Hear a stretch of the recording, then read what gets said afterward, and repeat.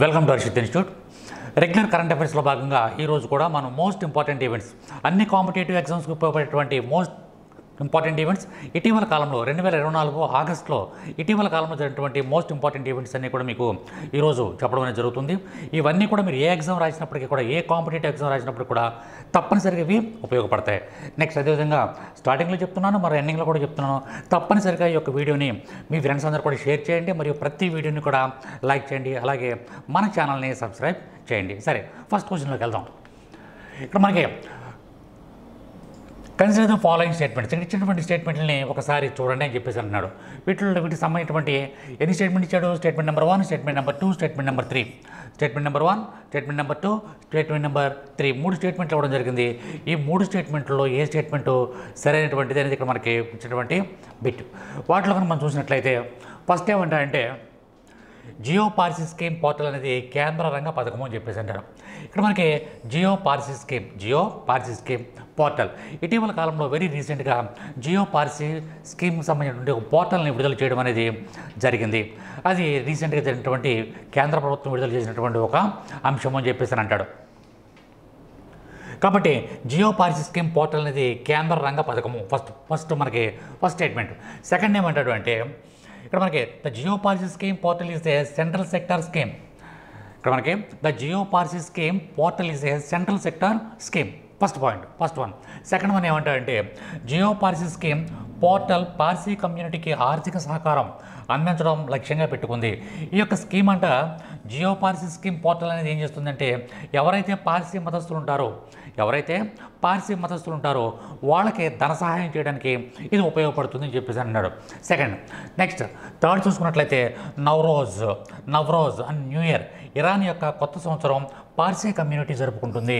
కాబట్టి ఇక్కడ మనకి పార్సీ కమ్యూనిటీ కొత్త సంవత్సరం జరుపుకుంటుంది, దాన్ని మనం ఏమనంటే నవ్రోజ్ అని అంటారు అని చెప్పేసి థర్డ్ స్టేట్మెంట్ ఇవ్వడం అనేది జరిగింది. అసలు ఎందుకు ఇది మనకి ఇప్పుడు వార్తల్లో ఉంది, దీని గురించి మనం ఎందుకు డిస్కస్ చేసుకోవాలి? యాక్చువల్గా ఇటీవల కాలంలో కేంద్ర మైనారిటీ వ్యవహారాల మంత్రి అయినటువంటి కిరణ్ రిజిజు అతని పేరు ఇటీవల న్యూఢిల్లీలో జియో పాలసీ స్కీమ్ అనే ఒక పోర్టల్ని ఏర్పాటు చేయడం జరిగింది. జియో పాలసీ స్కీమ్ పోర్టల్ని ఏర్పాటు చేశారు వెరీ రీసెంట్గా. ఏంటి ఆ పాలసీ? ఈ జియో పాలసీ స్కీమ్ పోర్టల్ అనేది భారతదేశంలో పాలసీ కమ్యూనిటీ యొక్క జనాభా రోజుకు కూడా తగ్గిపోతుంది. మన భారతదేశంలో చూసుకున్నట్లయితే అటు హిందువులు పెరుగుతున్నారు, ముస్లింలు పెరుగుతున్నారు, క్రైస్తవులు పెరుగుతున్నారు, బౌద్ధ మతం, జైన అన్ని మతాలు కూడా కొంచెం డెవలప్ అవుతున్నాయి. కానీ ఒక్క పార్సీ మతస్థులు అనే వాళ్ళు రోజుకి మన భారతదేశంలో తగ్గిపోతున్నారు. కాబట్టి వాళ్ళని మనం డెవలప్ అయ్యే విధంగా, వాళ్ళ జనాభా పెరిగే విధంగా భారతదేశంలో ఒక పోర్టల్ని తీసుకురావడం జరిగింది. చాలా ఇంపార్టెంట్, మనకి ఎగ్జామినేషన్ పాయింట్ ఆఫ్ వ్యూ చాలా ఇంపార్టెంట్. మీరు గ్రూప్ 1 కైనా, సివిల్ సర్వీస్కైనా, గ్రూప్ 2 కైనా, ఏ కాంపిటేటివ్ ఎగ్జామ్ ఆర్ఆర్బీ కానీ, ఎస్ఎస్సీ కానీ, ఏ ఎగ్జామ్కైనా మనకి ఇది ఉపయోగపడుతుంది. ఇటీవల కాలంలో కేంద్ర మైనారిటీ వ్యవహారాల మంత్రి కిరణ్ రిజిజు దీన్ని ఏర్పాటు చేయడం అనేది జరిగింది. కాబట్టి ఇక్కడ మనకి ఏంటంటే ఎప్పుడైతే పార్సీ జనాభా మన భారతదేశంలో తగ్గిపోతున్నారో వాళ్ళని డెవలప్ చేయడానికి ఇప్పుడు ఈ యొక్క స్కీమ్ని తీసుకురావడం జరిగింది. దాన్నే జియో పాలసీ స్కీమ్ పోర్టల్ అని చెప్పేసి అంటాం. స్టేట్మెంట్ నెంబర్ 1, ఈ స్టేట్మెంట్ నెంబర్ 1 అది సరైనటువంటి అంశము. Statement number 1 is correct. ఇంకా నెక్స్ట్ రెండో స్టేట్మెంట్ చూసుకున్నట్లయితే మనకి ఈ జియో పాలసీ స్కీమ్లో, ఈ పోర్టల్లో పార్సీ కమ్యూనిటీకి డైరెక్ట్ బెనిఫిట్స్ ట్రాన్స్ఫర్ అని డీబీటీ అని చెప్పేసి అంటాం. దాన్ని మనం ఏమంటామంటే ఇక్కడ డీబీటీ ఇక్కడ మనకి వాళ్ళకి డైరెక్ట్ బెనిఫిట్ స్కీమ్, ఇక్కడ మనకి డైరెక్ట్ బెనిఫిట్ ట్రాన్స్ఫర్ కూడా అంటారు. డైరెక్ట్ బెనిఫిట్ ట్రాన్స్ఫర్ ఇక్కడ మనకి ఇలా మేట్ నొక్కని వాళ్ళ అకౌంట్లోకి అమౌంట్ అనేది వెళ్ళిపోతుంది.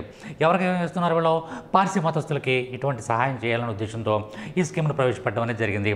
మూడవది, కాబట్టి ఇది కూడా కరెక్టే, వాళ్ళని డెవలప్ చేయడానికి ఈ యొక్క స్కీమ్ను ప్రవేశపెట్టారు. Second is also right one. Third one ఏంటంటే నవ్రోజ్, ఇరానియన్ కొత్త సంవత్సరం. మనకి ఇప్పుడు న్యూ ఇయర్ సెలబ్రేట్ చేసుకుంటాం, January 1 అనేది న్యూ ఇయర్ సెలబ్రేట్ చేసుకుంటాం. అదేవిధంగా మనకి సుమారుగా ఏప్రిల్ నెలలో ఉగాది, తెలుగు వారికి కొత్త సంవత్సరం, అది ఉగాది జరుపుకుంటూ ఉంటాం. అలాగే ఈ పార్సీ మతస్థులకి కొత్త సంవత్సరం ఏదంటే నవ్రోజ్ అనేది కొత్త సంవత్సరంగా వాళ్ళు జరుపుకోవడం అనేది జరుగుతుంది. అది ఎప్పుడు వస్తుందంటే March 21.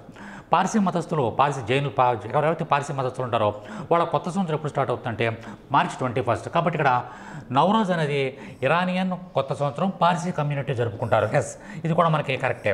కాబట్టి statement number 1, statement number 2, statement number 3 ఈ 3 స్టేట్మెంట్లు కూడా కరెక్టే. కాబట్టి ఇక్కడ మన ఆప్షన్లో చూసుకున్నట్లయితే A only 1, B only 2, C all three. కాబట్టి ఆల్ త్రీ అనేది ఇక్కడ మనకి రైట్ ఆన్సర్. 3 స్టేట్మెంట్లు కూడా కరెక్టే. కాబట్టి తప్పనిసరిగా ఇటువంటి బిట్స్నే మనకి ఎగ్జామినేషన్ పాయింట్ ఆఫ్ వ్యూ అడుగుతాడు. కాబట్టి వాటి యొక్క డేటా అంతా కూడా చూసుకోండి మీరు. నెక్స్ట్ బిట్ చూద్దాం. Long range glide bomb, long range glide bomb Gaurav, దాని పేరేం పేరండి గౌరవ్. ఆల్రెడీ మనం గతంలో దీనికి సంబంధించింది వేరే బిట్స్ కూడా చెప్పుకోవడం జరిగింది. గౌరవ్ గురించి క్రింది ప్రకటనలో పరిగణించండి అని చెప్పేసి అంటున్నారు ఇక్కడ. Consider the following statements about the long range glide bomb Gaurav. Consider the following statements about the long range glide bomb Gaurav. Gaurav గురించి ఈ స్టేట్మెంట్లు ఏవి కరెక్టు? ఇక్కడ మనకి స్టేట్మెంట్ నెంబర్ 1 ఇచ్చారు, స్టేట్మెంట్ నెంబర్ 2 ఇవన్నీ ఇవ్వడం జరిగింది. స్టేట్మెంట్ నెంబర్ 1 ఇచ్చాం, స్టేట్మెంట్ నెంబర్ 2 ఇచ్చాం. గౌరవ్ సంబంధించి ఈ 2 స్టేట్మెంట్లు ఏది కరెక్టు అనేది చూద్దాం. ఇక్కడ మనకి ఇది 1000 కిలోల class air launch glide bomb. ఇది ఒక గ్లైడ్ బాంబు, ఇది ఒక గ్లైడ్ బాంబు. దాని యొక్క బరువు ఎంత అంటున్నాడంటే 1000 కేజీలు ఉంటుంది అని చెప్పేసి అంటున్నారు. 1000 కేజీలు ఉంటుందని చెప్పడం జరుగుతుంది. యాక్చువల్గా ఈ గ్లైడ్ బాంబు పేరు గౌరవ్ చాలా పవర్ఫుల్ బాంబు అండి. రీసెంట్గా కనిపెట్టారు. ఎవరంటే డిఆర్డిఓ వాళ్ళ చేత దీన్ని ఇటీవల కాలంలో ఒడిశా తీరంలో దీన్ని ప్రవేశపెట్టడం అనేది జరిగింది. దాన్ని ఇటీవల కాలంలో మనకి మిగ్ విమానంలో దాన్ని ప్రయోగించడం కూడా జరిగింది. Sukhoi 30 MK1 Sukhoi 30 MK1 fighter jet నుండి దీన్ని ప్రయోగించడం కూడా జరిగింది. కాబట్టి దాని యొక్క వెయిట్ ఎంత అన్నాడంటే ఈ గౌరవ్ బాంబు పేరు గౌరవ్. ఈ బాంబు యొక్క వెయిట్ ఎంత అన్నా అంటే 1000 కిలోలు. Yes correct. ఈ యొక్క ఎయిర్ లాంచ్డ్ గ్లైడ్ బాంబ్ దీని యొక్క వెయిట్ ఎంత అంటే 1000 కేజీలు. So statement number 1 is correct. Statement number 1 is correct. Next ఇది రీసెర్చ్ సెంటర్ ఇరామత్ హైదరాబాద్ ద్వారా స్వదేశీయంగా రూపొందించబడింది మరియు అభివృద్ధి చేయబడింది. డిఆర్డిఓకు అనుబంధంగా ఉన్నటువంటి సంస్థ అయినటువంటి ఇరామత్ అనేటువంటి ఒక హైదరాబాద్ ఉన్నటువంటి సంస్థ ద్వారా ఈ గౌరవ్ అనేటువంటి బాంబును తయారు చేశారు.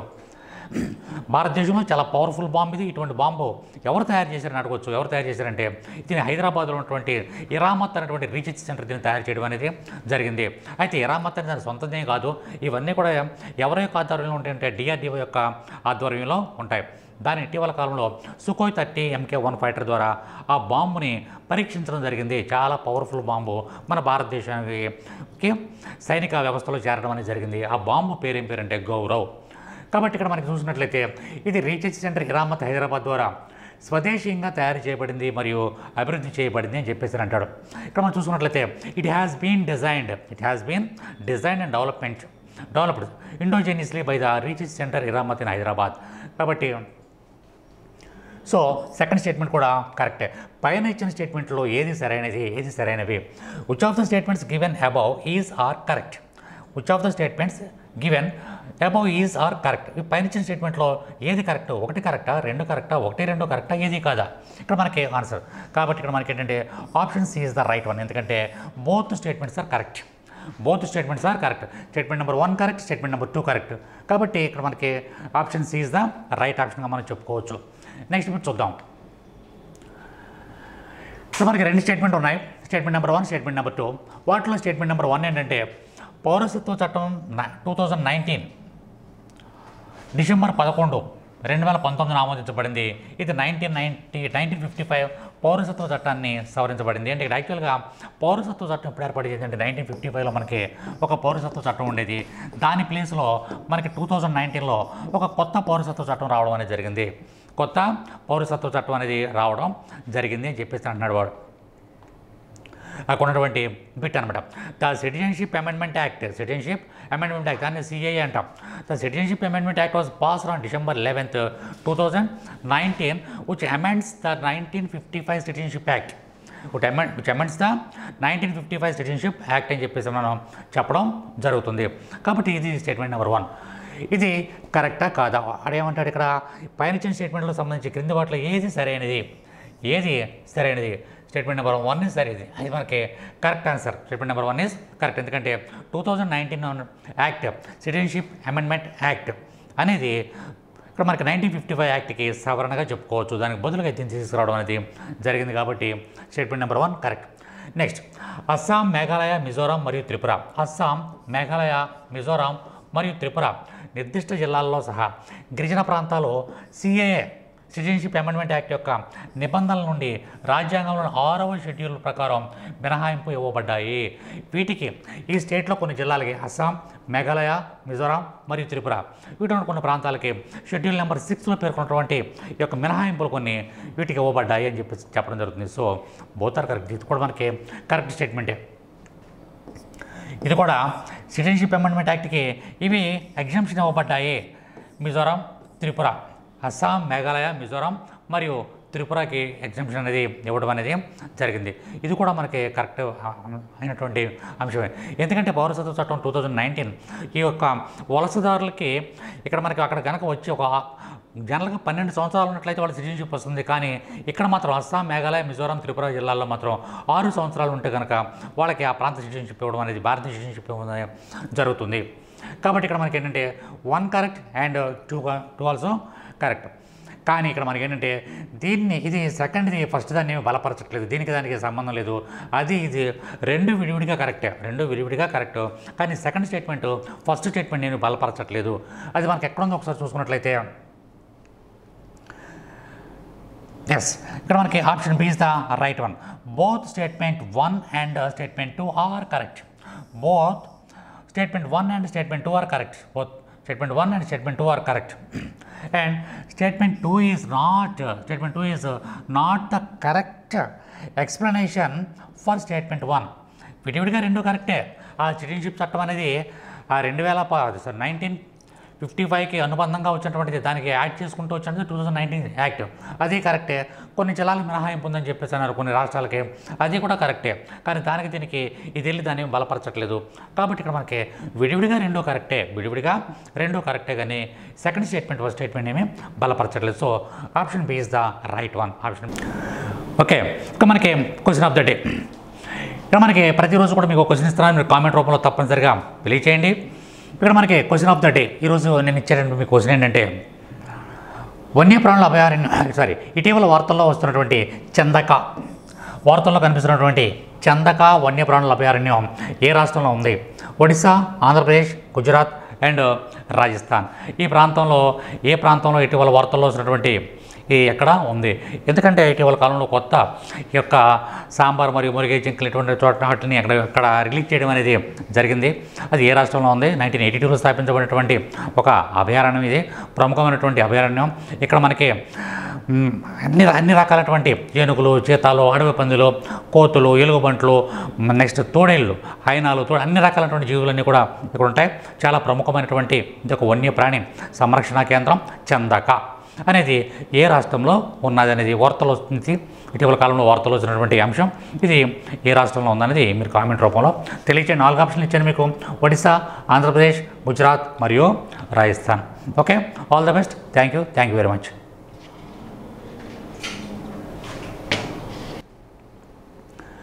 ఇటీవల వార్తల్లో చూసిన హైమర్ తెగ గురించిన క్రింది ప్రకటనలను పరిగణించండి. ఇటీవల కాలంలో వార్తల్లో వచ్చినటువంటి అంశం ఏంటంటే హైమర్ తెగ. ఈ యొక్క Hmar tribe, consider the following statements about the Hmar tribe recently seen in news. ఇటీవల కాలంలో వార్తల్లో వస్తున్నటువంటి హైమర్ తెగ గురించి ఈ యొక్క స్టేట్మెంట్లు పరిగణించండి అని చెప్పేసి అన్నారు. ఇక్కడ కొన్ని వివాదాలు జరుగుతున్నాయండి. హైమర్ తెగ అనేది వాళ్ళ మీద కొన్ని యాక్చువల్గా మణిపూర్లో ఇటీవల కాలంలో ఈ యొక్క తెగల మధ్య కొన్ని తెగల మధ్య కొన్ని ఫైటింగ్ జరుగుతూ ఉన్నాయి. హైమర్ తెగ మధ్య మరియు కూకీ తెగ మధ్య, దౌడా తెగ మధ్య, జోమి తెగ మధ్య. కూకీ, జోమి, దౌడా, హైమర్ దాన్ని మన మార్ అని కూడా అంటాం. హైమర్ అంటాం, మార్ అంటాం. ఈ తెగల మధ్య వివాదం అనేది జరుగుతుంది. ఇటీవల కాలంలో వాటిని శాంతింపజేయడానికి కొన్ని సంప్రదింపులు కూడా జరగడం అనేది జరిగింది. సరే, ఏదేమైనప్పుడు కూడా మణిపూర్లో ఉన్నటువంటి ఒక గిరిజన సంబంధించినటువంటి ఒక తెగ వాళ్ళు ఏమంటారంటే, consider the following statements about the Hmar tribe recently seen in the news. ఎందుకంటే విపరీతమైన గొడవలు జరుగుతున్నాయి కాబట్టి అది యొక్క స్టేట్మెంట్లు ఏది కరెక్ట్ అన్నాడు. నెంబర్ 1, వారు భారతదేశంలోని ఈశాన్య రాష్ట్రంలో నివసించే స్థానిక జాతి సమూహము. ఇక్కడ మనకి హైమర్ జాతి అనేది ఏంటి అని చూసుకున్నట్లయితే, they are an indigenous ethnic group of people resides in the north eastern state in India. మనకి ఈశాన్య రాష్ట్రంలో నివసిస్తున్నటువంటి ఒక స్థానిక తెగల వాళ్ళు అనేది ఫస్ట్ స్టేట్మెంట్. సో ఇక్కడ మనకి ఏమడుగుతున్నాడు ఇక్కడ ఇది చూడాలి. First of all which of the following statements given above are incorrect అని అన్నాడు. వీటిల్లో ఇన్కరెక్ట్ ఏది అని చెప్పేసి అన్నాడు. ఇక్కడ మనకి సరే ఇక్కడ మనకి ఇది ఇన్కరెక్ట్ అంటే ఇన్కరెక్ట్ కాదు, ఇది కరెక్ట్ కాబట్టి ఇది మనకి ఇది కరెక్ట్, ఇది ఇన్కరెక్ట్ కాదు. వీళ్ళు భారతదేశంలో ఈశాన్య రాష్ట్రాల్లో నివసించేటువంటి స్థానిక జాతీయ సమూహం ఎవరు? హైమర్ జాతి వారు, హైమర్ జాతి. సో ఇది కరెక్ట్. భారత రాజ్యాంగం యొక్క 6వ షెడ్యూల్ ప్రకారం షెడ్యూల్ తెగగా గుర్తించబడ్డారు. వీళ్ళు షెడ్యూల్ తెగగా గుర్తించబడ్డారు. హైమర్ తెగ అనేవారు షెడ్యూల్ తెగ గుర్తించబడ్డారు. ఎన్నో షెడ్యూల్ ప్రకారం? 6th షెడ్యూల్ ప్రకారం. 6వ షెడ్యూల్ ప్రకారం వీళ్ళొక ట్రైబ్ జాతిగా గుర్తించబడ్డారు. ఇది కూడా కరెక్టే. మరి ఇన్కరెక్ట్ ఏమున్నాయి? ఏంటో ఇన్కరెక్ట్ స్టేట్మెంట్స్ ఏమున్నాయి? ఏమీ లేవు ఇన్కరెక్ట్. కాబట్టి ఇక్కడ మనకి పైన ఇచ్చిన స్టేట్మెంట్లో ఏది తప్పుగా ఉంది? 1 తప్ప, 2 1 is only wrong, 2 is only wrong, both 1 and 2 are wrong, neither 1 nor 2 ఏది లేదు. కాబట్టి neither 1 nor 2 అనేది కరెక్ట్ ఆన్సర్. ఎందుకంటే ఇక్కడ 1 తప్పు కాదు, 2 తప్పు కాదు, రెండు కూడా కరెక్ట్ ఆన్సర్లే. వాళ్ళు ఈశాన్య రాష్ట్రంలో ఉన్నారు. 6వ షెడ్యూల్ ప్రకారం వీళ్ళకి ఎస్టీలుగా గుర్తింపు ఇవ్వడం అనేది జరిగింది. హైమర్ తెగ ఇప్పుడు వార్తల్లో ఉన్నటువంటి ఈశాన్య ప్రాంతంలో ఉన్నటువంటి ఒక తెగగా మనం గుర్తుంచుకోవాలి. నెక్స్ట్ బిట్ చూద్దాం. జియోమాగ్నెటిక్ స్టార్మ్ గురించి స్ట్రోమ్ అనేది ఇప్పుడు మనకి జియోమాగ్నెటిక్ స్ట్రోమ్ గురించి ఈ క్రింది ప్రకటనలు పరిగణించండి. Consider the following statements about the geomagnetic storm. ఇది భూమి యొక్క వాతావరణం యొక్క తాత్కాలిక భంగం. తాత్కాలికంగా ఇది భూమి యొక్క వాతావరణాన్ని భంగపరుస్తుంది అని చెప్పేసి చెప్పడం జరుగుతుంది. It is a temporary disturbance of earth's atmosphere. It's a temporary disturbance of earth atmosphere అని చెప్పేసి అన్నారు. ఫస్ట్ ఆఫ్ ఆల్ ఇది ఇక్కడ మనకి ఎర్త్ యొక్క అట్మాస్ఫియర్ని టెంపరీగా ఇది భయపెడుతుంది. జియో మ్యాగ్నెటిక్ స్టోమ్ అనేది ఎర్త్ యొక్క అట్మాస్ఫియర్ని ఇది భయపెడుతుంది అని చెప్పి, అంటే కొంచెం బాధపడి దాని యొక్క అల్లకల్లోలం చేస్తుందని చెప్పేసి అన్నారు. కానీ ఇక్కడ ఏంటంటే ఈ సోలార్ వేవ్స్ ద్వారా వచ్చేటువంటి ఆ ప్రాంతంలో ఇవి ఎర్త్ వేవ్స్ అనేవి రావడం అనేది జరుగుతూ ఉంటుంది. సరే ఇక్కడ మనకి ఇది భూమి యొక్క వాతావరణం యొక్క తాత్కాలిక భంగము. It is a temporary disturbance. It is a temporary disturbance of earth atmosphere కాదండి ఇది. కాకపోతే ఇక్కడ మనకి ఇది రాంగ్ ఆన్సర్. ఇక్కడ మనకి రాంగ్ ఆన్సర్గా మనం ఇది చెప్పుకోవచ్చు. తర్వాత మనకి సౌర గరిష్ట సమయంలో భూ అయస్కాంత తుఫాను యొక్క ఫ్రీక్వెన్సీ తగ్గడం కాదండి, పెరుగుతుంది. ఫ్రీక్వెన్సీ ఏమవుతుందంటే ఇది పెరుగుదల అనేది కనిపిస్తూ ఉంటుంది. దీని కనుక మీరు ఒక్కసారి గూగుల్లో కానీ లేకపోతే మీ సార్ని ఎవరైనా అడిగి మీరు ఏం చేయాలంటే కొంచెం పెద్ద జియోమాగ్నెటిక్ స్ట్రోమ్స్ అంటే ఏంటి, ఇటీవల కాలంలో వార్తలు వచ్చినటువంటి జియోమాగ్నెటిక్ స్ట్రోమ్స్ అంటే దాని యొక్క డేటా అంతా కూడా చదవండి మొత్తం అంతా కూడా. అవి ఎక్కడెక్కడ ఉద్భవిస్తున్నాయి, ఏంటి, దాని యొక్క ప్రభావం ఏంటి, అది వస్తే ఎటువంటి పరిస్థితులు ఉంటాయి, అది సోలార్ వేవ్స్ ఏ విధంగా భూమి మీదకి రావడం జరుగుతుంది, తద్వారా ఎటువంటి పరిస్థితులు ఏర్పడతాయి, మొత్తం అంతా కూడా జియోమాగ్నెటిక్ మనకి సైన్స్ అండ్ టెక్నాలజీలో మోస్ట్ ఇంపార్టెంట్ జియోమాగ్నెటిక్ స్ట్రోమ్. కాబట్టి ఇదంతా కూడా పెద్ద టాపిక్. కాబట్టి ఒక్కసారి మీరు వెళ్ళిన తర్వాత ఒక్కసారి గూగుల్ ఓపెన్ చేసి కానీ లేదా మీకు ఉన్నటువంటి సోర్సెస్ని బట్టి లేదా సార్ను అడిగి కానీ ఈ యొక్క డేటా అంతా కూడా ఒకసారి చూడండి.